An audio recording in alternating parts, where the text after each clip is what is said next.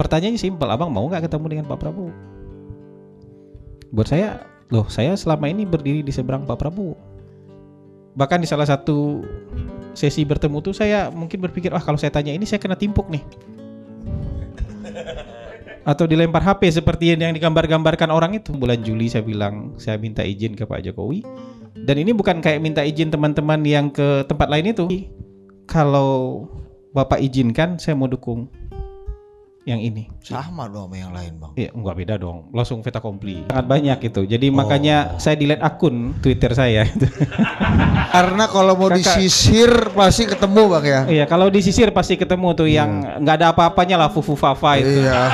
Kalau ngomongin di tahun 2014, di tahun 2019 itu fufu fafa nggak ada seujung kukunya gitu. Saya baru tahu alasan abang ganti Twitter tuh, ini baru tahu saya, Bang. Iya.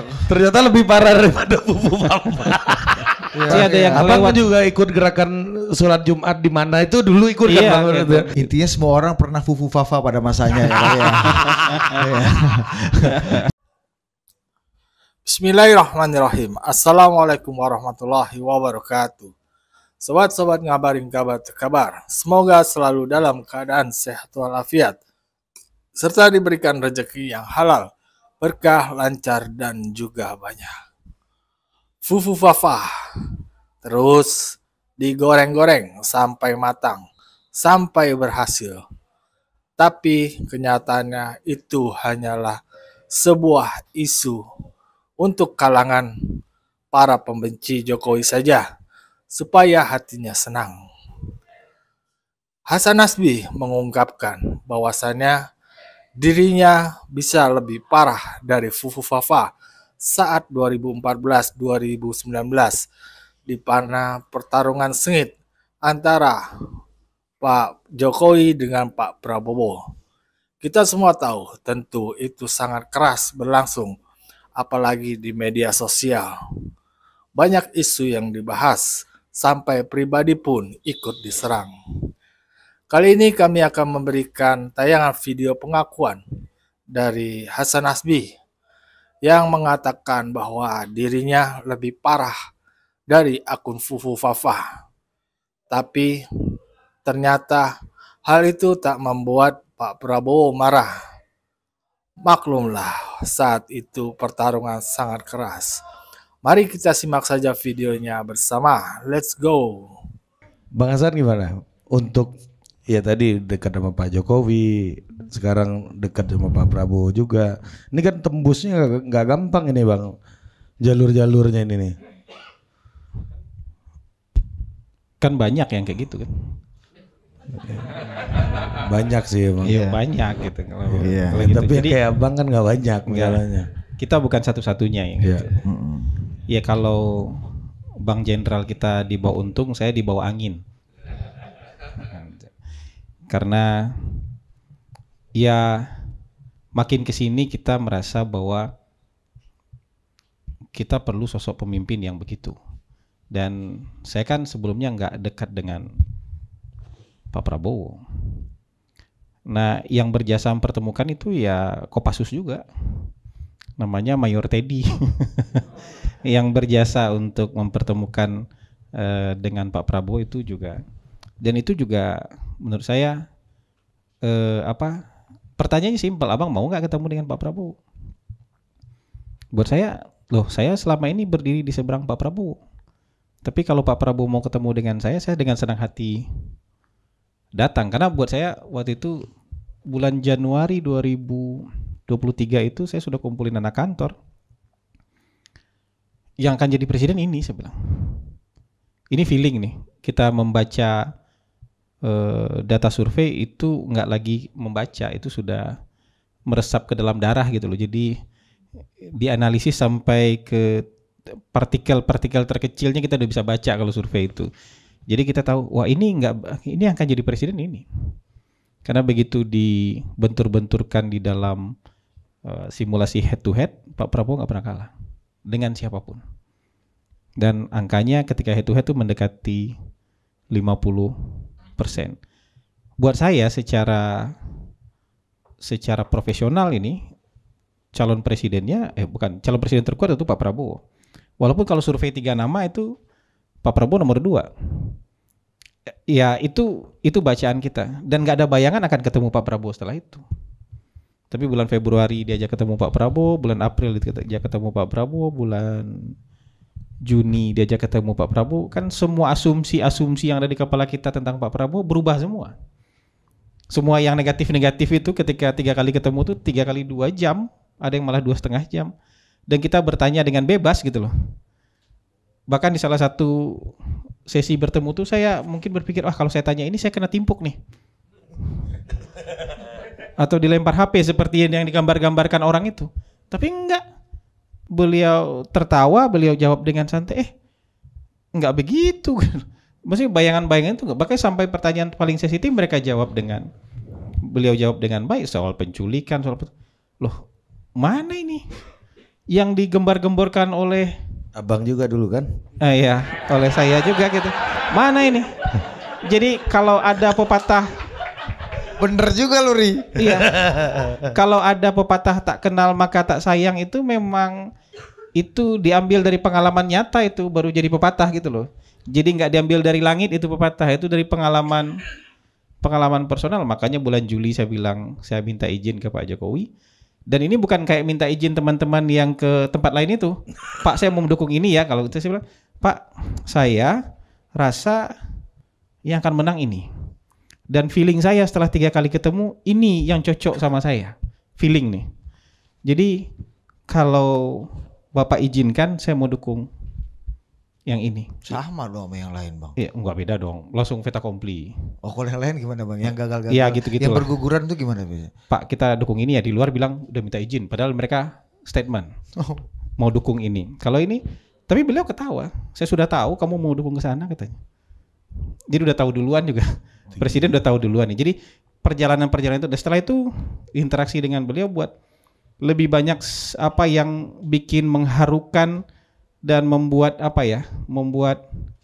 kita merinding kadang-kadang kalau setiap ketemu dengan beliau. Jadi menurut saya dari sisi emosional sangat nyambung dengan Pak Prabowo. Jadi kalau saya ini dibawa angin lah ini. Dibawa oleh angin survei, dibawa oleh angin Mayor Teddy, dipertemukan dengan Pak Prabowo, dan saya rasa chemistry-nya cocok, termasuk juga pikiran soal industrialisasi tadi. Bahwa negara kita ke depan harus negara industri dengan pemimpin yang harus juga punya mindset industrialisasi, bukan mindset agraris. Tapi bukan Bang, mindset pertanian. Abang ketemu sama Pak Prabowo, persepsi Abang kan ternyata banyak yang tidak terbukti. Tidak gitu terbukti. Ya, Abang pernah merasakan kalau Abang salah nggak? Salah persepsi atau salah bersikap atau salah apa gitu? Oh, sangat banyak itu. Jadi makanya saya delete akun Twitter saya. Betul. Karena kalau mau disisir pasti ketemu, Bang ya. Iya, kalau disisir pasti ketemu tuh yang nggak ada apa-apanya lah, fufu fafa itu. Iya.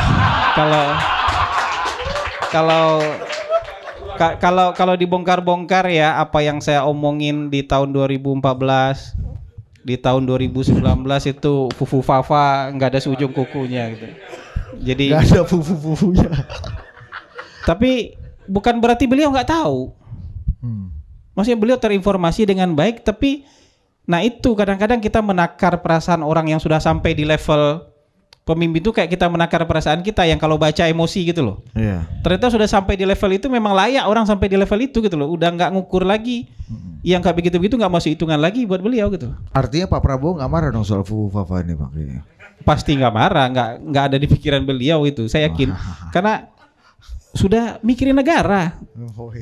Ini kita kecil-kecilan kan juga mikirin negara. Ada yang marah sama kita pun kita nggak pikirin lagi sekarang gitu loh. Iya, iya. Jadi apalagi di level beliau itu gitu loh.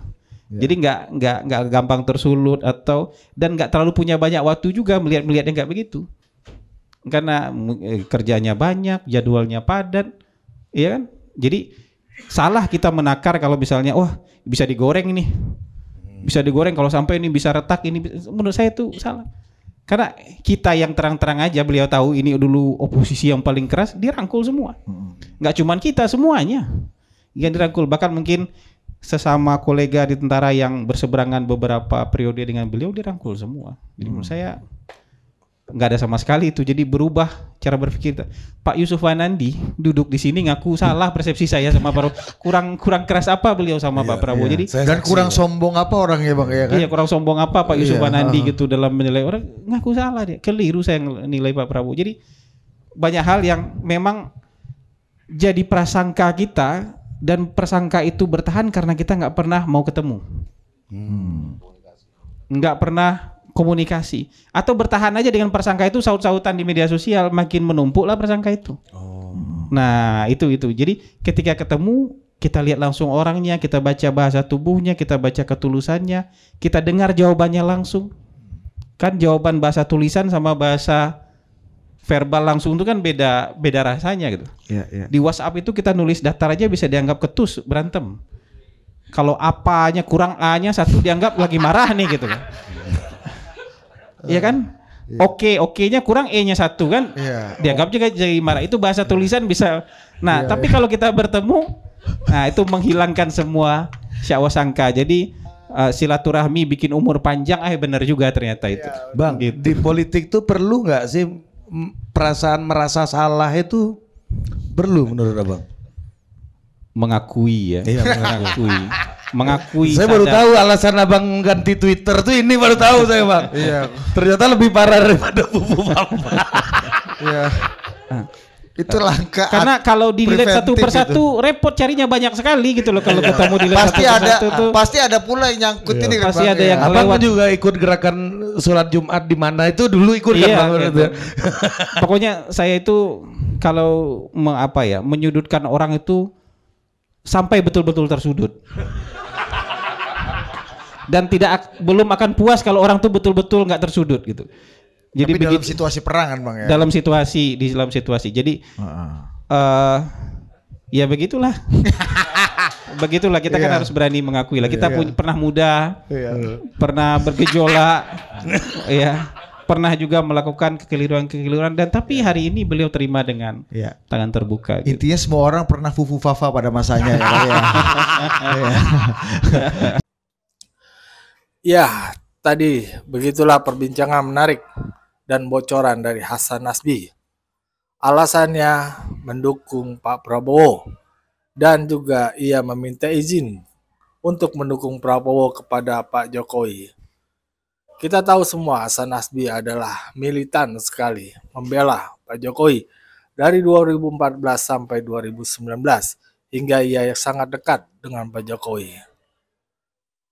Tadi itu kita dikasih bocoran sama Hasan Nasbi bahwasannya dirinya lebih parah dari akun Fufu Fafa. Bahkan ia mengakui Twitternya dihapus dan membuat Twitter baru karena hal tersebut. Artinya di sini ia juga salah satu militan Pak Jokowi yang ikut menyerang Prabowo. Tapi saat itu memang benar-benar keras pertarungannya. Kalau dibuka satu persatu, semua pendukung Pak Jokowi dan Prabowo itu sangat berkata kasar. Mungkin hanya segelintir orang yang bisa memberikan pencerahan yang sangat bijak saat itu. Ya, Fufu Fafa masih terus digoreng sampai urat-urat mereka lepas mungkin. Muntah-muntah sampai berhasil menggiring opini masyarakat bahwasanya Fufu Fafa itu akunnya Gibran, sehingga rakyat nanti nggak simpati sama Gibran, lalu mendorong Gibran untuk dipisahkan dari Prabowo, juga Pak Jokowi.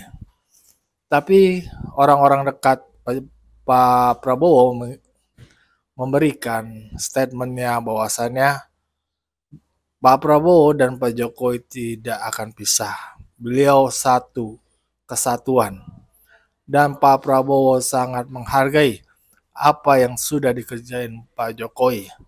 Bahkan Pak Prabowo pernah bilang, siapa yang menjubit Pak Jokowi, semua kader Gerindra ikut sakit. Begitu. Bagaimana menurut pandangan kalian semua? Silakan berikan tanggapannya di kolom komentar. Wassalamualaikum warahmatullahi wabarakatuh.